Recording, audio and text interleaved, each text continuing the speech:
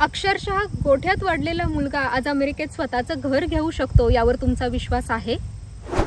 12वीत नापास झालेला पुढच्या शिक्षणासाठी खिशात दमडी नसलेला एक मुलगा आज जगातल्या एका नामांकित IT कंपनीत आपलं स्थान मिळवतो यावर तुमचा विश्वास आहे? जत्रेतली 2 रुपयांची गाडी घेण्याची ऐपत नसलेला मुलगा आज आलिशान गाडीमध्ये फिरू शकतो यावर तुमचा विश्वास आहे?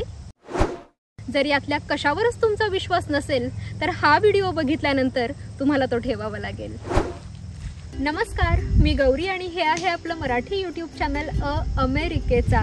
चॅनल सुरू झाल्यापासून तुमच्या कमेंट्स मला येत असतात की अमेरिकेला आम्हाला सुद्धा यायचंय, पण आमची परिस्थिती नाहीये किंवा आमची सुद्धा इच्छा आहे तिथे शिक्षण घेण्याची, पण ते या जन्मात पूर्ण होईल असं काही वाटत नाही। अशा प्रकारचे इंस्टाग्रामवर सुद्धा मला मेसेजेस येत असतात। तर असं वाटलं की या निमित्तानं अविनाशची स्टोरी तुम्हाला सांगितली पाहिजे, कारण आपल्याला असं वाटतं की चांगल्या ठिकाणी जाणं किंवा चांगल्या ठिकाणी शिक्षण घेणं यासाठी खूप स्ट्रॉंग बॅकग्राऊंड लागते, घरची खूप परिस्थिती चांगली असावी लागते, शिक्षण एज्युकेटेड बॅकग्राऊंड असावी लागते। तर असं काही मुळीच नाहीये, हे तुम्हाला ही गोष्ट ऐकल्यावर कळणार आहे। माझं बॅकग्राऊंड किंवा मी सततच तुमच्या समोर येत असते, व्हिडिओजमधून येत असते, लेखांमधून माझं बालपण तुमच्या समोर येत असतं, पण अविनाशची गोष्ट कधीच तुमच्या समोर आलेली नाहीये, जी की खूप इन्स्पायरिंग आहे। ज्या माणसांना असं वाटतं की सगळं संपलं, आयुष्य म्हणजे शून्य आहे, तर शून्यातून विश्व कसं निर्माण करता येतं याची ही गोष्ट आहे। तर ती आज तुमच्याशी मी शेअर करणार नाहीये, तर आपण डायरेक्ट अविनाशच्या तोंडूनच ही त्याची प्रेरणादायी गोष्ट ऐकणार आहोत। नमस्कार। तर ही गोष्ट सुरू होती 1988 साली। 1988 सालच्या नोव्हेंबर महिन्यात माझा जन्म झाला आणि माझा जन्म साताऱ्यातच झाला।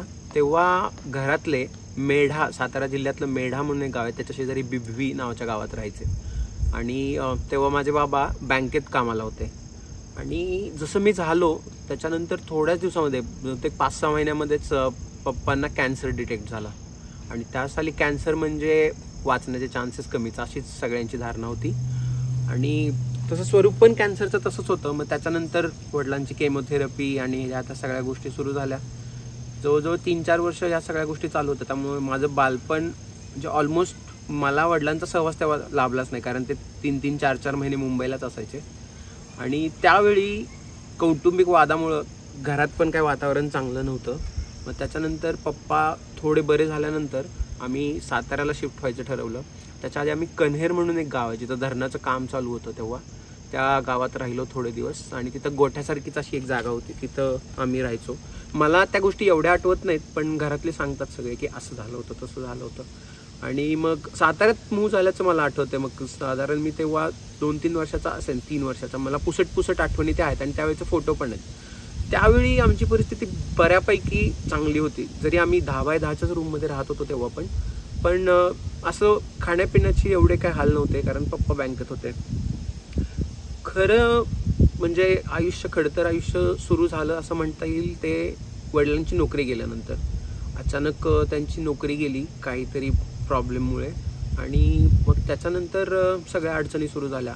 पण त्यातही त्यांनी खचून न जाता काही ना काहीतरी काम सुरूच ठेवलं। म्हणजे तेव्हा तर ते गौंड्याच्या हाताखाली काम करायचे, जवळजवळ 7 ते 8 वर्ष ते गौंड्याच्या हाताखाली काम करायचे आणि कॅन्सरचे काही त्रास त्यांना सुरूच होते तेव्हा पण। आणि हे सगळं चालू असतानाच आईचे 6 मेजर ऑपरेशन झालेले, गर्भाशयाचं ऑपरेशन झालेलं, पुन्हा आणखीन बऱ्याच गोष्टींच्या पोटाचे प्रॉब्लेम, अल्सर वगैरे टाईपमध्ये।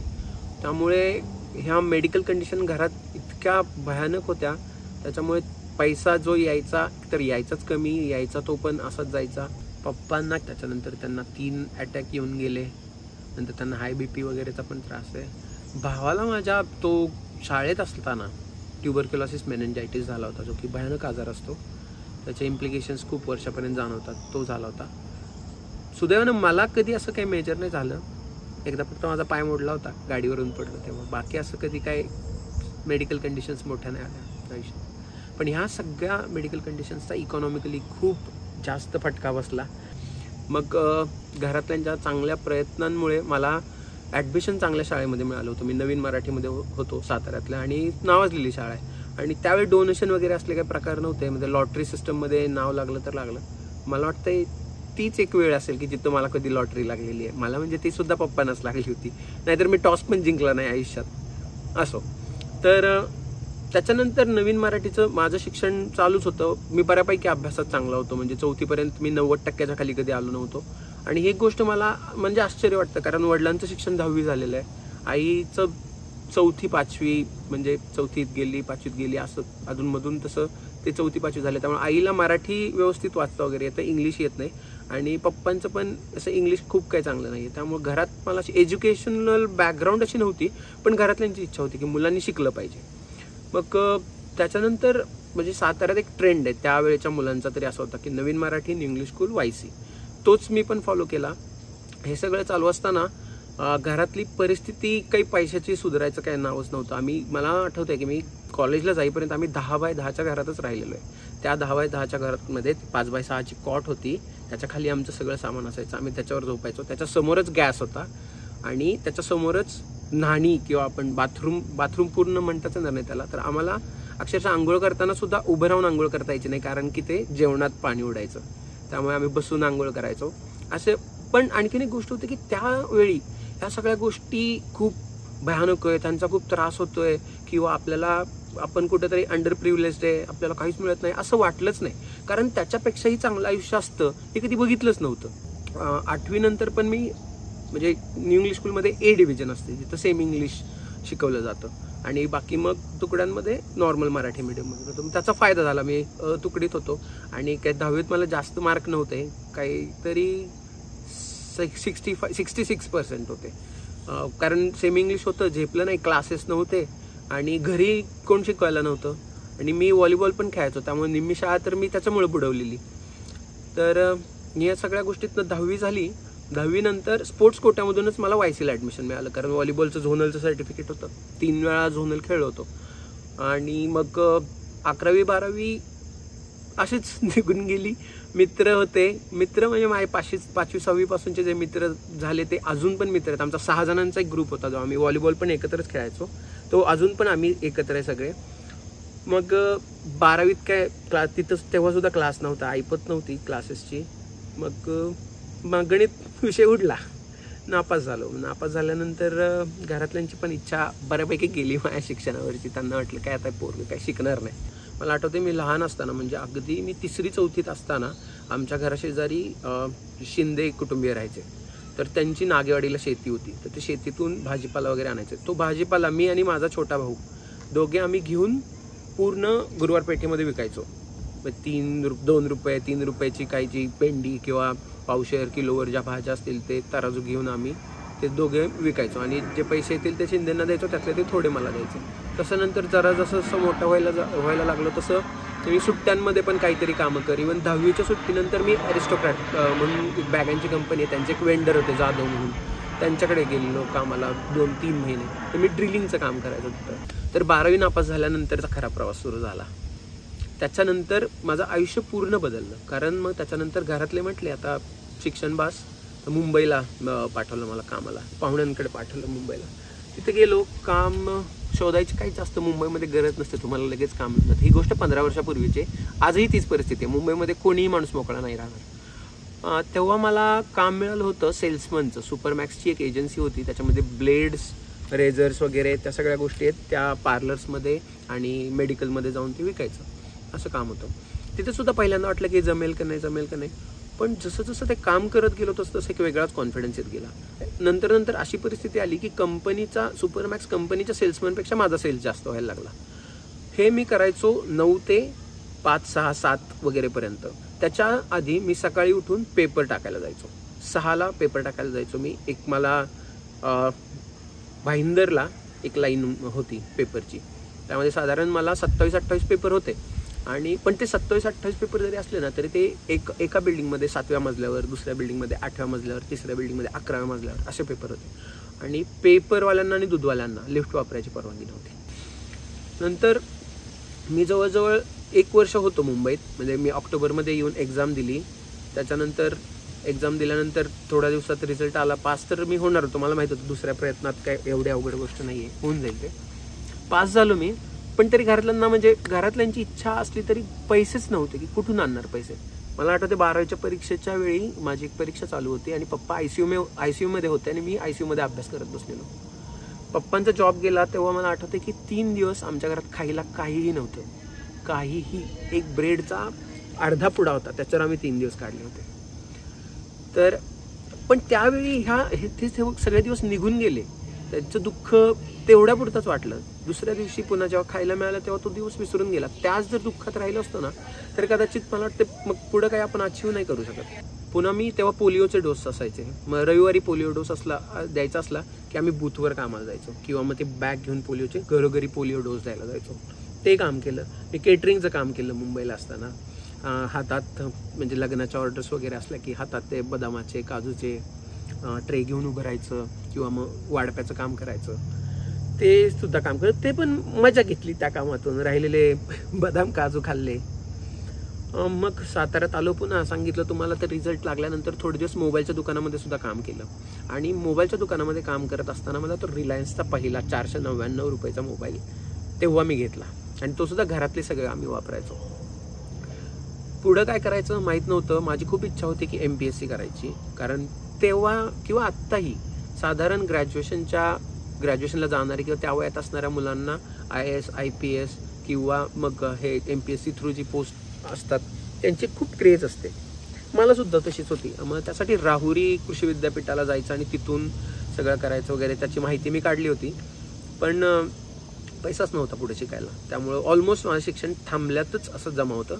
तेव्हा पप्पा गौंड्याच्या हाताखालचं काम त्यांनी बंद केलं होतं आणि ते एका जैन इरिगेशनच्या एजन्सीमध्ये हेल्पर म्हणून काम करायचे. ते जिथं काम करायचे पप्पा त्यांचे मालकांचे भाऊ जिल्हा कृषी अधिकारी होते.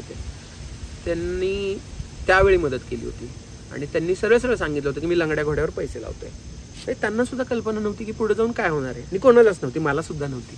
मग मी तेव्हा BCAचं आदल्याच वर्षी BCAचा प्रोग्राम सुरू केला होता शिवाजी युनिव्हर्सिटीनं. मग मी KBP IMSR कॉलेजला BCAला ॲडमिशन घेतलं. ते पण एंट्रन्स होती. 12,000 जणांनी एंट्रन्स दिली होती. त्यातल्या काहीतरी 1,500 जणांना मिळणार होता. माझा 72वा नंबर लागला. मला साताऱ्यातच ॲडमिशन मिळालं. मग म्हटलं आता मागे निघून बघायचं. मग जोर धरला चांगला. पहिल्याच वर्षी मी युनिव्हर्सिटीत दुसरा आलो. मग सगळ्यांना वाटलं की हा काहीतरी करू शकतो. पण त्यातनं पण असेच बऱ्याच कमेंट आल्या होत्या जवळच्या लोकांच्या की बघा रिझल्ट चेक करून घ्या, मुलांचं काही सांगता येत नाही. मग आता ती माणसांना पश्चाताप होतं ती गोष्ट वेगळी. मग first year, second year, third year मी ऑलमोस्ट टॉपरच होतो. पहिला दुसरा हा काय माझा नंबर कधी सुटला नाही. आणि हे चालू असताना असं नाही की मी खूप शहाणा किंवा खूप एकदम सरळ मार्गी मुलगा होतो, अजिबात नाही. म्हणजे मी जवळजवळ मला 8 ते 10 वेळा तरी रिस्टिकेट केले कॉलेज वेगवेगळ्या कारणांसाठी. पण मी असं मुलांमध्ये हे होतं, म्हणजे मुलांच्यासाठी काम करायचं असं होतं. त्यामुळे कॉलेज मी खूप गाजवलं. मी कॉलेजला असताना मारामाऱ्यांसाठी पोलीस स्टेशन गाठलेलं आहे, मार खाल्लेला आहे, मार दिलेला आहे. मी खूप म्हणजे वर्सटाईल होतं तेव्हा सगळ्या गोष्टींमध्ये. कॉलेज बंक केलेलं आहे. पुन्हा वेगळ्या मला कॉम्पिटिशनमध्ये पार्ट घ्यायला खूप आवडायचं. मग त्यासाठी मी बेस्ट पर्सनॅलिटी असेल, पेपर प्रेझेंटेशन असेल, प्रोजेक्ट प्रेझेंटेशन असेल, या सगळ्या गोष्टी करत राहिलो. कॉलेजची 3 वर्ष संपल्यानंतर तेव्हा जस्ट रिसेशन 2008-9चं रिसेशन होतं आणि 10ला माझं कॉलेज संपलं. मग आमच्या वेळी थोडी परिस्थिती बरी होती जॉब्सची. मग मला आठवतं आहे की माझ्याकडं जवळजवळ 7 ते 8 जॉब्स होते तेव्हा, की जिथं मला HOD म्हणून सुद्धा एक ऑफर होती एका कॉलेजमधून. पण मी ही जी कंपनी आहे म्हणजे माझी जी पहिली कंपनी ॲटॉस ओरिजिन, त्या कंपनीमध्ये जॉब करायचं म्हणजे ठरवलं बाकी सगळं बॅकग्राऊंड वगैरे बघून. मग तिथून जी जर्नी सुरू झाली, मग परिस्थिती हळूहळू सुधारत गेली. मीनवाईल मग आम्ही बऱ्याच गोष्टी घरात पण करत राहिलो. जसं की आम्ही पिठाची गिरणी छोटी चालू केली. मग त्या गिरणीचं पण सगळं काम मला यायचं. ती पूर्ण खोलून, मोटर खोलून, ते जाती असतात आतमध्ये त्यांना ते टाके मारायचे असतात, ती सगळी कामं मला यायची. ते सांभाळत मी हे कॉलेजचं पण करायचो. आणि मग जॉब सुरू झाल्यानंतर मग मी पुण्यातच शिफ्ट झालो. मग बऱ्याच गोष्टी एक्सप्लोअर करता आल्या. सगळ्यात महत्त्वाची एक गोष्ट सांगायची राहिली, त्या सगळ्या जर्नीमध्ये 2000 म्हणजे जसं मी BCAच्या फर्स्ट इयरला होतो त्याच वेळी सेकंड इयरला 2009 डिसेंबर 7 त्या दिवशी गौरी मला भेटली. आणि मी लिटरली जसा होतो ना, म्हणजे ज्या पद्धतीनं मी वागायचो, बोलायचो, माझे जसं मित्रमंडळी सर्कल होतं, तर त्यातले काही असे होते की ज्यांच्या संगतीनं ऑलमोस्ट मी पण त्या क्षेत्रात गेलोच होतो, म्हणजे मारामारी, गुन्हेगारी टाईपमध्ये. पण गौरीची चांगली साथ मिळाली. गौरीने बऱ्याच गोष्टी शिकवल्या. म्हणजे गौरीला भेटल्यानंतर माझं अभिरुची असते ना ती बदलली थोडक्यात असं म्हणू शकतो आपण. कारण मग मला वाचनाची थोडी आवड होती, ती बऱ्यापैकी वाढली. लिहायला लागलो मी. सगळ्यात महत्त्वाचं म्हणजे मी लहानपणी लिहायचो, म्हणजे 8वी 9वीत वगैरे कविता लिहायचो, पण त्या एकदमच यमक जुळणाऱ्या असायच्या. पण त्याच्यानंतर मी खूप म्हणजे प्रगल्भता आली लिखाणामध्ये. आता मी बंद केलं पूर्ण, पण मध्ये मध्ये मी लिहायचो. त्याच्यानंतर विचार करण्याची पद्धत माझी खूप बदलली. म्हणजे एखाद्या गोष्टीकडे बघण्याचा दृष्टिकोन माणसाचा कसा असावा, एक न्यूट्रल व्ह्यू कसा असावा, म्हणजे प्रिजुडियस नसावा. एखाद्याकडे बघितलं की लगेच काहीतरी तर्क बांधून मन बनवायचं असं नाही, तर विचार केला पाहिजे त्याच्या बाजूनं. पण ह्या सगळ्या छोट्या छोट्या गोष्टी त्या आयुष्यात खूप महत्त्वाच्या आहेत. आणि गौरी भेटल्यापासून तर माझ्या आयुष्याला खूप वेगळं वळण लागलं. जॉब सुरू असताना पण मी ॲटॉसमध्ये पण मला आठवतं की मी कॉम्पिटिशन्समध्ये भाग घेणं सोडलं नाही. मला पहिल्याच वर्षी मिस्टर ॲटॉस अवॉर्ड मिळाला होता. तर ह्या गोष्टी कंटिन्यू चालत राहिल्या, त्याच्यामुळे कॉन्फिडन्स वाढत राहिला. मग 2014ला मी ॲटॉस सोडली. 4 वर्षानंतर मग मी TCS जॉईन केली. आणि TCS मध्ये जॉईन केल्यानंतर US बेस्ड प्रोजेक्ट होता. मग रिअलाइज व्हायला लागलं की तोपर्यंत कुठेही डोक्यात नव्हतं की आपल्याला अमेरिकेला जायचं किंवा आपल्याला बाहेरच्या देशात जायचं. तेव्हापर्यंत लिटरली मी महाराष्ट्र सोडून कुठं बाहेर गेलो नव्हतो. एकदा फक्त गोव्याला गेलो होतो, तेवढंच काय ते. नाहीतर मला जास्त काही कल्पना पण नव्हती बाहेरच्या जगाची.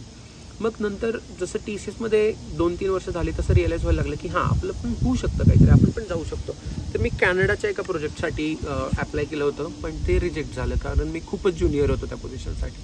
मग US विजासाठी एकदा अप्लाय केलं, तो पण रिजेक्ट झाला लॉटरीमध्ये. 3ऱ्या वेळी जेव्हा US साठी अप्लाय केलं त्यावेळी झालं, लॉटरीमध्ये नाव आलं. मग त्याच्यानंतर आम्ही इकडं आलो. आणि इकडं आल्यानंतर मग मी स्विच करून आता नवीन कंपनी जॉईन केली. आणि या सगळ्या गोष्टी घडत असताना एक महत्त्वाची गोष्ट तुम्हाला सांगायची राहिली की मला रिफ्रॅक्टिव्ह ॲम्ब्लिओपिया आहे. म्हणजे त्याच्यामध्ये डोळ्याने तुम्हाला दिसत नाही. मला डाव्या डोळ्याने दिसत नाही, थोडंसं असं पुसट दिसतं मला. नाहीतर मग ॲज गुड ॲज की नाहीच दिसत. मग मी एकाच डोळ्याने बघू शकतो. पण म्हणजे आता मी जेव्हा ज्यांना सांगतो ना, बऱ्याच लोकांना हे माहीत नाही आहे. ज्यांना मी सांगतो त्यांना खूप आश्चर्य वाटतं, अरे एकाच डोळ्याने याला दिसतं तरी हा कसं काय आयुष्य जगतं असतं. पण टू बी फ्रँक मला याचं कधीच कौतुक नाही वाटलं, किंवा मला असं वाटलं पण नाही की याचा आपण फायदा घ्यावा. मी अपंगत्वाचं सर्टिफिकेट नाही घेतलेलं, किंवा त्याचे वेगळे फायदे असतात, जॉब मिळू शकतात तुम्हाला, किंवा बऱ्याच सवलती असतात. पण मी त्या कधी घेतलं नाही, कारण मला असं वाटतं की मला त्याचा त्रास काहीच नाही आहे ना.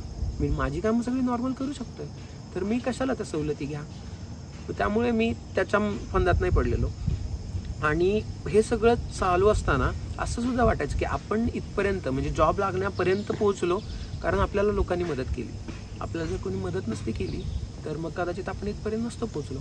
मग मदत दुसऱ्यांना पण आपण केली पाहिजे. हे म्हणजे लहानपणापासून आई पप्पांनी तरी शिकवलेलंच की सगळ्यांना जेवढी शक्य आहे तेवढी मदत करायची. आई पप्पांचं मी हा गुण लहानपणापासून बघितला की आपल्याकडे 10 असले तर 2 दुसऱ्याला द्यायचे. आमची परिस्थिती अशी असताना पण मी आईला बघितलंय दुसऱ्याला डाळ, तांदूळ, तेल, साखर असं देताना की ज्यांना खूप गरज आहे आमच्यापेक्षा. आणि पप्पांचा तर आमचा एकदम खुला हात असतो. त्यांचं आत्तासुद्धा त्यांच्याकडे 5,000 असले ना तर ते स्वतः म्हणते मला 500 वाज झाले, 4.5 तुम्ही घरात ठेवा. तर असं ह्या सवयी. आणि मग हेच गुण मी आणि माझ्या भावाने घेतले. मग भाऊ जसा 18 वर्षाचा झाला तसं आम्ही NGO रजिस्टर केली, युवा मोर्या सामाजिक संस्था. आणि ती NGO जवळजवळ 350 मेंबर्स त्याचे झाले. आणि 600-700 लोकांना आम्ही मोफत रक्त दिलं आहे. 500 लोकांचं कॅटरॅक्टचं ऑपरेशन फ्रीमध्ये करून दिलं आहे.